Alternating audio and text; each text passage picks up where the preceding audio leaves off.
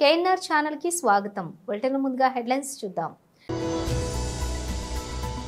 చంద్రబాబు నాయుడు ప్రభుత్వం వచ్చాక రాష్ట్ర ప్రభుత్వ రెవెన్యూ తగ్గింది. YS Jagan.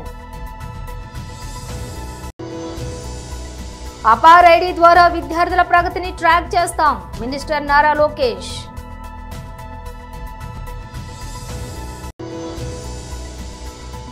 Assembly media point వద్ద ఎలమంచిలి శాసనసభ్యులు శ్రీ సుందరపు విజయ్ కుమార్ ప్రెస్ మీట్. హైదరాబాద్లోని నాంపల్లిలోని బీజేపీ రాష్ట్ర కార్యాలయంలో బీజేపీ మహిళా మోర్చా ఆధ్వర్యంలో అంతర్జాతీయ మహిళా దినోత్సవ వేడుకలు. 8 లక్షలు ఖర్చు పెట్టించిన బిర్యానీ ఎముక గొంతులో ఇరుక్కోవడంతో ముంబై మహిళ అవస్థ. ఇక డీటెయిల్స్ చూస్తే చంద్రబాబు నాయుడు ప్రభుత్వం వచ్చాక రాష్ట్ర ప్రభుత్వం రెవెన్యూ తగ్గింది. రాష్ట్రం సొంత ఆదాయం మూలధన వ్యయం పెరగలేదు సరికదా, మైనస్లోకి వెళ్ళింది. పరిస్థితి ఇలా ఉంటే బాహుబలి బడ్జెట్ అని చెప్పడం చంద్రబాబు చేసే మోసమే. కొన్ని ఆసక్తికరమైన విషయాలు నాన్ ట్యాక్స్ రెవెన్యూస్ కింద మిస్సిలేనియస్ జనరల్ సర్వీసెస్ కింద ఒకటి ఆశ్చర్యకరమైనది ఉంది. 2024-25 రివైజ్డ్ బడ్జెట్ ప్రకారము 226 కోట్లు చూపిస్తా ఉన్నారు. నాన్ ట్యాక్స్ రెవెన్యూస్ కింద మిస్సిలేనియస్ జనరల్ సర్వీసెస్ కింద ఈ ఏడాది అంటే బడ్జెట్ ప్రవేశపెట్టిన ఈ ఏడాది 2025-26కు సంబంధించి 7,916 కోట్లు చూపిస్తున్నారు. కానీ 2024-25 రివైజ్డ్ ఎస్టిమేట్ల ప్రకారము వీళ్ళే దాన్ని 226 కోట్లుగా చూపిస్తున్నారు. 2024-25లో వీళ్ళకు వచ్చేది అంటే ఏంది? మిస్సిలీనియస్ జనరల్ సర్వీసెస్ అంటే ఏంది? ఏ రకంగా ఇది బాదుతున్నారు? ఏ రకంగా బాధపోతా ఉన్నారు? నిజంగా ఆర్థికవేత్తలకు కూడా అర్థం కావడం లేదు. ఏ రకంగా కొత్తదనంతో చంద్రబాబు నాయుడు ఏం చేయబోతున్నాడో తెలియడం లేదు, ఏ రకంగా బాధపోతున్నాడో తెలియదు. మిస్సిలీనియస్ జనరల్ సర్వీసెస్ అంట. ఆ పేరుతో ఏకంగా 7,916 కోట్ల రూపాయలు తాను బాధపోతున్నాడు అని చెప్పి తాను చెప్తా ఉన్నాడు చంద్రబాబు నాయుడు గారు. ఇంకొకటి చూద్దాం. ఈ ఏడాది ల్యాండ్ రెవెన్యూ కింద రివైజ్డ్ ఎస్టిమేట్స్ చూస్తే ల్యాండ్ రెవెన్యూస్ కింద ఒకసారి గమనిస్తే ల్యాండ్ రెవెన్యూస్ కింద రివైజ్డ్ ఎస్టిమేట్స్ చూస్తే ల్యాండ్ రెవెన్యూస్ కింద రివైజ్డ్ ఎస్టిమేట్స్లో 1,341 కోట్లు చూపిస్తూ ఉన్నాడు. రివైజ్డ్ ఎస్టిమేట్స్లో 1,342 కోట్లు చూపిస్తూ ఉన్నారు. మరి ఇదే ఈ 10 నెలల కాలానికి సంబంధించి చూస్తే వచ్చింది ఎంత అంటే 196 కోట్ల రూపాయలు. అంటే రైతులను నీటి తీరువాతో ఈ 2 నెలల్లోనే బాధపోతున్నారు అని చెప్తున్నాడు. అంతే కదా, 10 నెలలకు కలిపి 196 కోట్లు వచ్చింది. మామూలుగా అంతకన్నా ఎక్కువ రాదు. 2023-24లో 52 కోట్లే వచ్చింది. ఆయనకు 196 కోట్లు 10 నెలల్లో వచ్చింది. దాన్ని 1,342 కోట్లు ఈ 2 నెలల్లో పెంచబోతున్నాడు అని చెప్పి రివైజ్ ఎస్టిమేట్లో చూపిస్తూ ఉన్నాడు పెరుగుతుంది అని. అదే దాని అర్థము రైతులకు సంబంధించి శిస్తు రూపంలోనే లేదా సర్వే సెటిల్మెంట్ కింద భారం వేయబోతున్నారా, నీటి తీరువా కింద భారం వేయబోతున్నారా, లేకపోతే మేము సర్వే ఫ్రీగా చేసాం రైతులందరికీ కూడా, ల్యాండ్ రెవెన్యూ రికార్డ్ సర్వేలన్నీ ఫ్రీగా చేసాం, వీళ్ళు ఏమన్నా సర్వే బాధపోతున్నారా? మరి ఈ 2 నెలల్లోనే ఏ రకంగా దాదాపుగా 1,100 కోట్ల రూపాయలు ఏ రకంగా వసూలు చేయబోతున్నారు? అది కూడా ఒకటి ఆశ్చర్యం కలిగించే విషయం. ఇంకొకటి కూడా చెప్తా, మూలధన వ్యయం అంటే క్యాపిటల్ ఎక్స్పెండిచర్, మూలధన వ్యయం. ఈ క్యాపిటల్ ఎక్స్పెండిచర్ చూస్తే 2024-25లో ఒకసారి క్యాపిటల్ ఎక్స్పెండిచర్ అనేది ఒకసారి గమనిస్తే ఆశ్చర్యకరమైన విషయాలు కనిపిస్తాయి. ఒకసారి మీరు గమనించండి. 2020 అపార్ ఐడి ద్వారా విద్యార్థుల ప్రగతిని ట్రాక్ చేస్తామని మినిస్టర్ నారా లోకేష్ అన్నారు. అధ్యక్ష, ఇది దయచేసి గౌరవ సభ్యులందరూ ఫాలో అవ్వాల్సిన ఇష్యూ. పార్థసారథి గారు మంచి ప్రశ్న వేశారు అధ్యక్ష. నేను యువగలం పాదయాత్ర చేసినప్పుడు, ఆలూరు ఆదోని ఈ ప్రాంతంలో పాదయాత్ర చేసినప్పుడు నేను స్వయంగా చూశాను అధ్యక్ష. వలసలుగా ఉద్యోగాలు ఉపాధి కోసం కుటుంబాలు వెళ్తాం అధ్యక్ష. నేను ఇప్పుడు కూడా బాగా గుర్తారు అధ్యక్ష. ఒక బొలెరో ఆపి నేను చూస్తే కింద ఆడవాళ్ళు ఉన్నారు, పైన ఒక చెక్కేసి దానిపైన మగవాళ్ళు కూర్చున్నారు. అంటే ఎండకి ఆడవాళ్ళు ఇబ్బంది పడతారు. నేను లెక్క పెట్టినంత వరకు 200 బండ్లు ఒకే రోజు నేను నడుస్తూ వెళ్తుంటే ఒక రోజు 200 బండ్లు నన్ను దాటుకుని వెళ్ళినాయి అధ్యక్ష. నాకు ఇప్పుడు కూడా బాగా గుర్తు, అక్కడ నేను హామీ ఇచ్చాను లిఫ్ట్ ఇరిగేషన్ ప్రాజెక్ట్ కానీ అది నేను క్యాబినెట్ మీటింగ్లో కూడా చర్చించాము. అది తప్పనిసరిగా చేసి సాగునీరు కర్నూలు పార్లమెంట్కి అందజేసే బాధ్యత ఎన్డీఏ ప్రభుత్వం తీసుకుంటుంది. గౌరవ ఇరిగేషన్ శాఖ మంత్రి గారు ఇక్కడనే ఉన్నారు, ఆయన కూడా తెలుసు, ఎందుకంటే మేము చాలాసార్లు మాట్లాడుకున్నాం. వాస్తవంగా అధ్యక్ష నంద్యాలలో పాదయాత్ర చేస్తే నంద్యాల తర్వాత కర్నూలుకి వచ్చా, తెలిసిపోయింది అధ్యక్ష. ఈ పార్లమెంట్ నుంచి ఆ పార్లమెంట్కి వచ్చా నాకు అర్థమైపోయింది. స్టాక్ డిఫరెన్స్ ఉంది రెండింటి మధ్యన. సో అది నేను స్వయంగా చూశాను. ఇది చాలా సీరియస్ ఇష్యూ, దాంట్లో ఎలాంటి సందేహం లేదు. ముందరగా మీరు అన్నట్టు సాగునీరు తాగునీరు అందజేయాలనేది మేము లక్ష్యంగా తీసుకున్నాం. గౌరవ ఉప ముఖ్యమంత్రి గారు పవన్ అన్నకు కూడా నేను 2-3 సార్లు ఇష్యూ చెప్తాం కూడా జరిగింది. అది ఫస్ట్ ఇష్యూ. రెండోది, ఇప్పుడు పార్థసారథి గారు అన్నారు గ్రాస్ ఎన్రోల్మెంట్ రేషియో కానివ్వండి, లిటరసీ రేట్ కానివ్వండి, డ్రాప్ అవుట్ కూడా చూస్తే అన్నిట్లో కర్నూలు జిల్లా కర్నూలు పార్లమెంట్ వెనుకబడి ఉంది. అది వాస్తవం, దాంట్లో ఎలాంటి సందేహం లేదు. అందుకే మీరు ఈసారి చూస్తే డిఎస్సిలో రిక్రూట్మెంట్లో పెద్ద ఎత్తున కర్నూలుకే ఉపాధ్యాయులు రాబోతున్నారు అధ్యక్ష. చాలా సీరియస్గా తీసుకుంటున్నాను నేను. అది ఫస్ట్. రెండోది, అపార్ ఐడి అని కేంద్ర ప్రభుత్వం ఇప్పుడు స్లోగా మ్యాండేట్ చేస్తున్నారు. అంటే పిల్లలకి జీవితాంతం ఒక ఐడి వచ్చేస్తుంది, ఆధార్కి ఇంటిగ్రేట్ చేసి ఒక ఐడి వస్తుంది. సో కేజీ నుంచి పీజీ వరకు అదే ఐడి వాళ్ళతో ట్రావెల్ అవుతుంది. సో ఇప్పుడు మేము మాట్లాడుకున్నది ఏంటంటే అపార్ ఐడి ద్వారా మేము ట్రాక్ చేద్దాం. ఒక కంట్రోల్ రూమ్ పెట్టి ట్రాక్ చేసి పిల్లలు ఎక్కడున్నారు, ఒక వారం పాఠశాలకు రాకపోతే ఎందుకు రావట్లేదు, ఎక్కడికి వెళ్ళారు ఈ పిల్లలు అనేది ఇప్పటి నుంచి ట్రాక్ చేద్దాం. సో ఆ ఐటీ ఇన్ఫ్రాస్ట్రక్చర్ మొత్తం మేము తయారు చేస్తున్నాం. ఎడ్యుకేషన్ పైన ఎటుకో షార్ట్ డిస్కషన్ ఉంది, ఇన్ డీటెయిల్ వెళ్ళగోదే ట్రాక్ చేసి ఒక్కరు కూడా డ్రాప్ అవుట్ అవ్వకూడదు. ఇక్కడ 2 విషయాలు. ఒకటి, మీరు అన్నట్టు హాస్టల్ చాలా లిబరల్గా వాడేసాం. మీరు ప్రశ్న అడిగారో లిబరల్గా చెప్పాం. మీరు అన్నట్టు బ్రేక్ఫాస్ట్ లంచ్ డిన్నర్ ఇక్కడ హాస్టల్ వసతులు లేవు, అది వాస్తవం, అందరు తెలిసిన విషయం. కానీ మేము ఆలోచించేది 2 విషయాలు. ఒకటి, ఇప్పుడున్న సంక్షేమ హాస్టల్స్ ఎట్లా బలోపేతం చేయాలి. అసెంబ్లీ మీడియా పాయింట్ వద్ద ఎలమంచిలి శాసనసభ్యులు శ్రీ సుందరపు విజయ్ కుమార్ ప్రెస్ మీట్ నిర్వహించారు. మీరంతా చూస్తూ ఉన్నారు ఆంధ్రప్రదేశ్ రాజకీయాలు. వాస్తవానికి ఆంధ్రప్రదేశ్ బ్రాండ్ ఇమేజ్ని కానీ ఆంధ్రప్రదేశ్ భవిష్యత్తును కానీ 2019-24 మధ్యలో ఏమైందో చూశారు.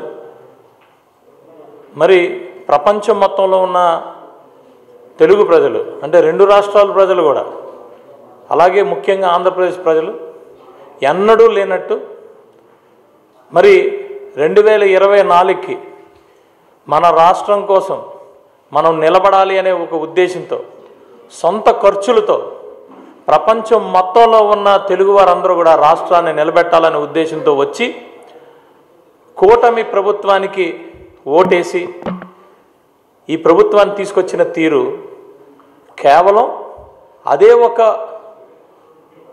ఉద్దేశంతో కూటమి అన్ని పార్టీలు కలిసి, అంటే ముఖ్యమైన పార్టీలు తెలుగుదేశం, జనసేన, భారతీయ జనతా పార్టీ కూడా కలిసి మరి ఆంధ్రప్రదేశ్ని రక్షించుకోవడం, ఆంధ్రప్రదేశ్ భవిష్యత్తు కోసం ఏకైక ఎజెండాతో కూటమిగా చేరి ప్రజల ముందుకెళ్ళి ఘన విజయం సాధించిన పరిస్థితి.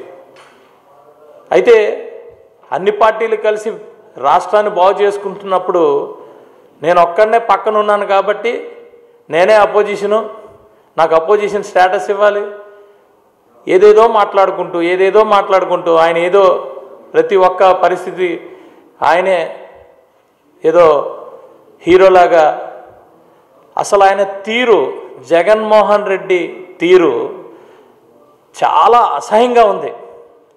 ఎంత అసహ్యంగా ఉందంటే, ఒక పార్టీ పెట్టిన తర్వాత ఆ పార్టీ ఎందుకు పెట్టాలి, ఒక రాజకీయ పార్టీకి కావాల్సిన లక్షణాలేంటి, ఒక రాజకీయ నాయకుడికి కావాల్సిన లక్షణాలు ఏంటనేది పూర్తిగా చూసి ప్రజలందరూ కూడా, కేవలం ఆంధ్రప్రదేశ్ ప్రజలే కాదు, దేశ ప్రజలందరూ కూడా అసహించుకునే పరిస్థితికి వచ్చేసారు. కేవలం నాయకుడైనే కాదు, ఒక సామాన్య వ్యక్తి అయినా సరే ఎలా ఉంటారండి?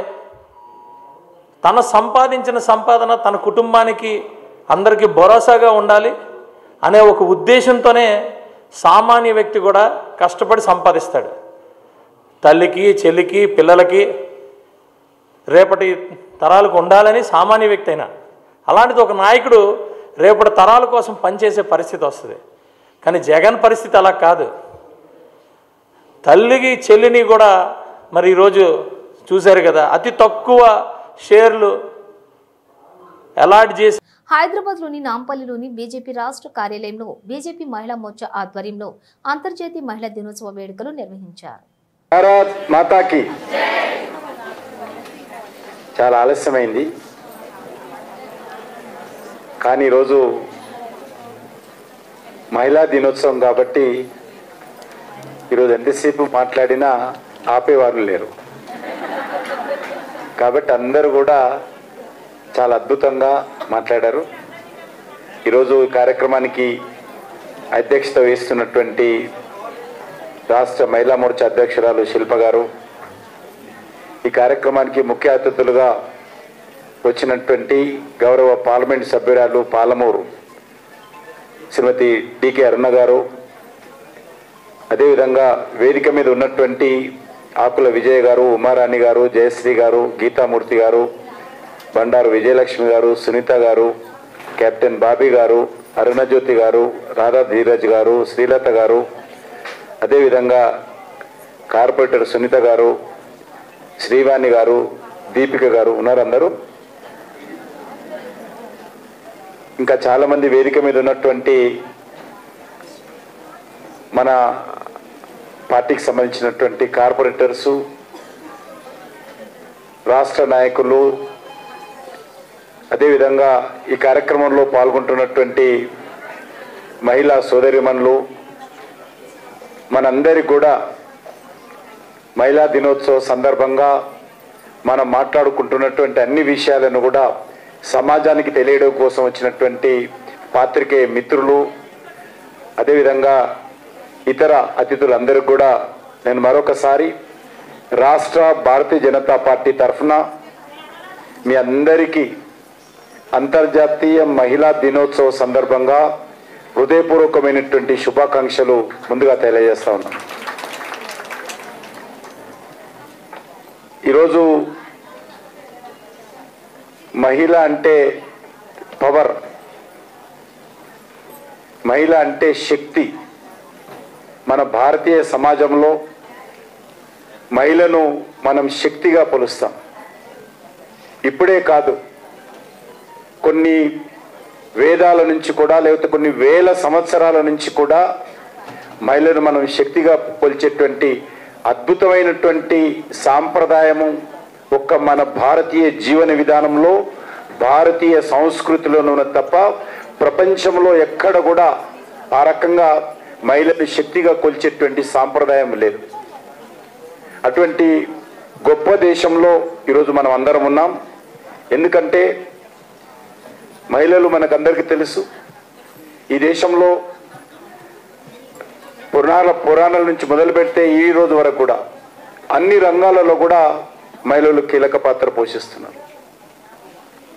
దేవతల నుంచి మొదలు పెడితే మనందరం కూడా రోజువారీ కార్యక్రమంలో కూడా దేవుని గుడికి వెళ్ళినా, పూజ చేసినా, భక్తి కార్యక్రమంలో పాల్గొన్నా, కుటుంబ సభ్యులతో కలిసి రెస్టారెంట్కు వెళ్లి బిర్యానీ తిన్న ఓ మహిళకు భయానక అనుభవం ఎదురైంది.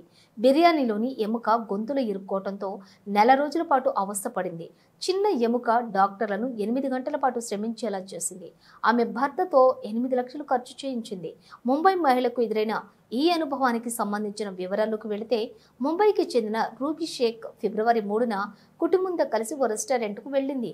అందరితో కలిసి బిర్యానీ ఆరగించింది. అయితే ఓ ఎముక ఆమె గొంతులో ఇరుక్కుపోయింది. దీంతో హోటల్ నుంచి తిన్నగా ఆసుపత్రికి వెళ్లిన రూబీకి వైద్యులు సిటీ స్కాన్ చేయాలని చెప్పారు. అయితే అదేమీ అక్కర్లేదని రూబీ ఇంటికి వెళ్ళిపోయింది. తర్వాత 2 రోజులకు తీవ్రమైన జ్వరం, హై బీపీతో ఆసుపత్రికి వచ్చింది. ఎక్స్రే, సిటీ స్కాన్ చేసిన వైద్యులకు గొంతులో ఇరుక్కుపోయిన ఎముక కనిపించింది. దీంతో దాదాపు 8 గంటల పాటు ఆపరేషన్ చేసి ఆ ఎముకను బయటకు తీశారు. అయితే గొంతులోకి చేరిన ఆహారం ఏదైనా కిందికి జారుతుందని, అందుకు విరుద్ధంగా ఈ ఘటనలో ఎముక గొంతు పైభాగానికి ప్రయాణించిందని వైద్యులు తెలిపారు. మత్తుమందు ఇచ్చినప్పుడు పేషెంట్ రూబీ దగ్గటం వల్ల గొంతులోని ఎముక పైకి జరిగి ఉండొచ్చని అభిప్రాయపడ్డారు. ఆపరేషన్కు మొత్తం 8 లక్షలు బిల్ అయిందని రూబీ భర్త చెప్పారు. స్నేహితులు, బంధువులు, తెలిసిన వాళ్ళు అందించిన విరాళాలతో ఈ మొత్తం పోగేసినట్లుగా వివరించారు. కాగా ఈ ఆపరేషన్ తర్వాత 21 రోజుల పాటు గొంతులో అమర్చిన ప్రత్యేకమైన పైపు ద్వారానే రూబీ ఆహారం తీసుకోవాల్సి వచ్చింది. నెల రోజుల తర్వాత కోలుకున్నానని ఆమె చెప్పింది. తనను ఎన్ని అవస్థల పాలు చేసినటువంటి బిర్యానీని ఇక జన్మలో తినబోనని, ఇంట్లో వండబోనని రూబీ తేల్చి చెప్పింది. మార్చి 14వ తేదీన పిఠాపురంలో జరిగే జనసేన పార్టీ ఆవిర్భావ దినోత్సవం జరుగుతున్న సందర్భంగా నెల్లూరు జిల్లా కావలి జనసేన పార్టీ కార్యాలయంలో జనసేన పార్టీ ఇన్ఛార్జ్ అలహరి సుధాకర్ ఆధ్వర్యంలో ఆవిర్భావ దినోత్సవం పోస్టర్లను ఆవిష్కరించారు. కావలి నియోజకవర్గం నుంచి ఆవిర్భావ దినోత్సవానికి వచ్చే వాళ్లు తమ పేర్లను జనసేన పార్టీ కార్యాలయంలో నమోదు చేసుకోవాలని కోరారు.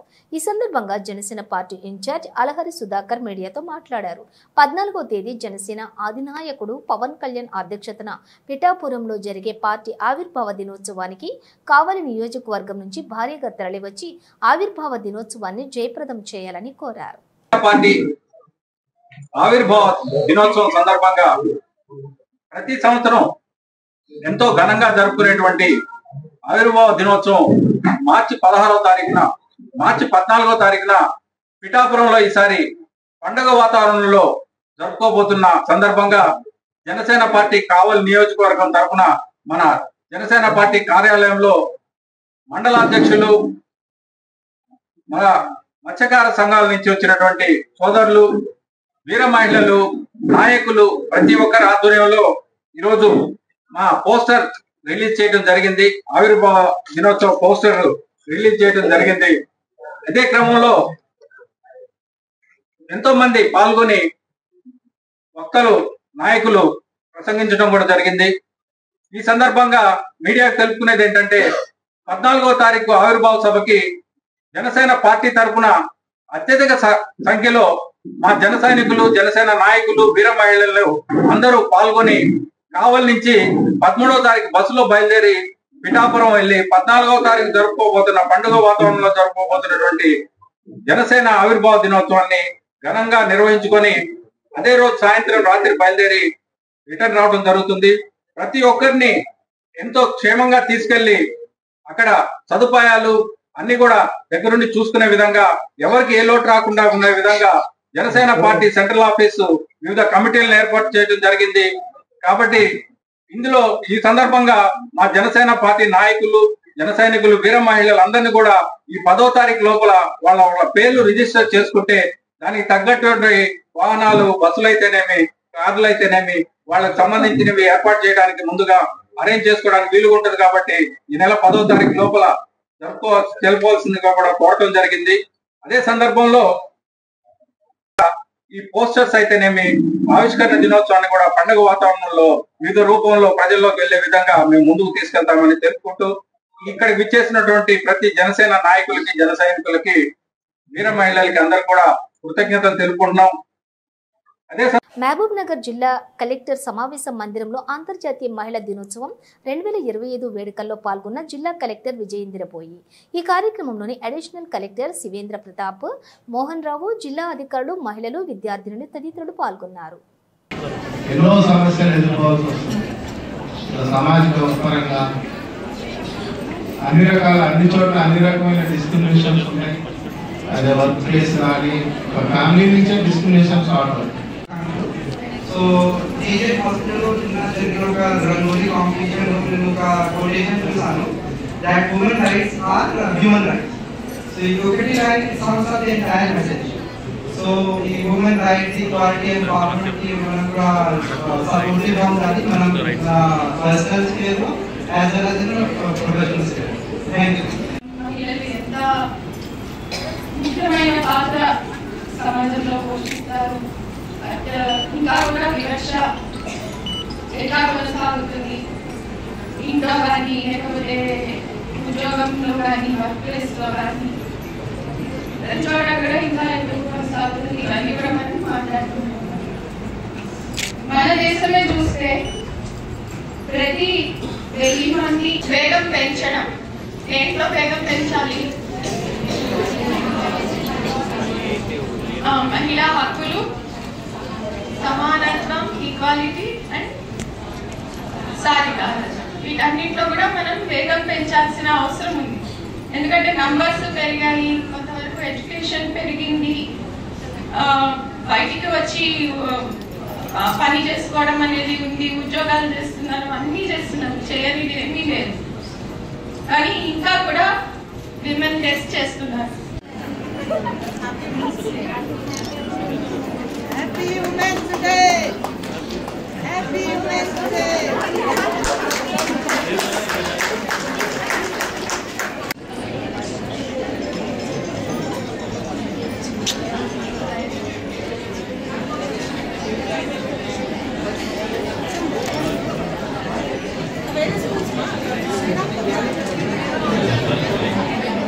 దయచేసి అందరూ నిశ్శబ్దంగా ఉండాలి. సాధికారికంగా రాకపోవాలి, తయారు చేసుకోవాలి.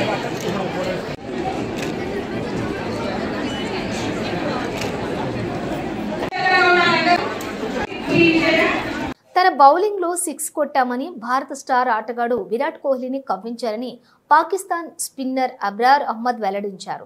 కోహ్లీ అద్భుతమైన ఆటగాడు మాత్రమే కాదని మంచి మనసున్న వ్యక్తి అన్నాడు. ఛాంపియన్స్ ట్రోఫీలో భాగంగా భారత్తో జరిగిన మ్యాచ్లో కోహ్లీకి బౌలింగ్ చేసే అవకాశం అబ్రార్కు లభించింది.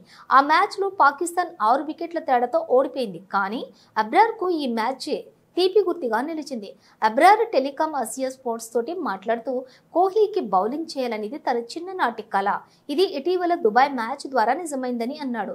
కోహ్లీకి బౌలింగ్ తనకు సవాలని, పటిష్టమైన బౌలింగ్లో కోహ్లీని అడ్డుకున్నానని ఆనందం వ్యక్తం చేశాడు.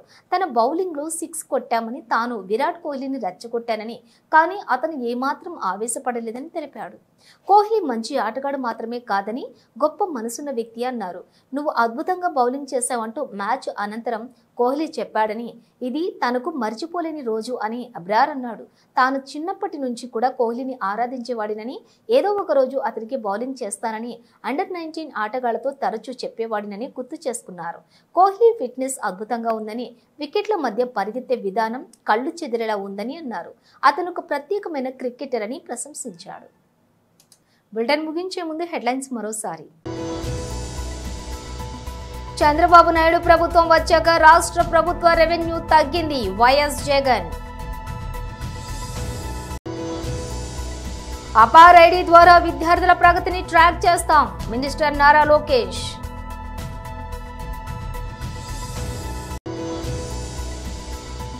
అసెంబ్లీ మీడియా పాయింట్ వద్ద ఎలమంచిలి శాసనసభ్యులు శ్రీ సుందరపు విజయ్ కుమార్ ప్రెస్ మీట్. హైదరాబాద్లోని నాంపల్లిలోని బీజేపీ రాష్ట్ర కార్యాలయంలో బీజేపీ మహిళా మోర్చా ఆధ్వర్యంలో అంతర్జాతీయ మహిళా దినోత్సవ వేడుకలు. 8 లక్షలు ఖర్చు పెట్టించిన బిర్యానీ ఎముక గొంతులో ఇరుక్కోవడంతో ముంబై మహిళ అవస్థ. ఇవి బులెటిన్ విశేషాలు. మరో బులెటిన్తో మళ్ళీ కలుద్దాం.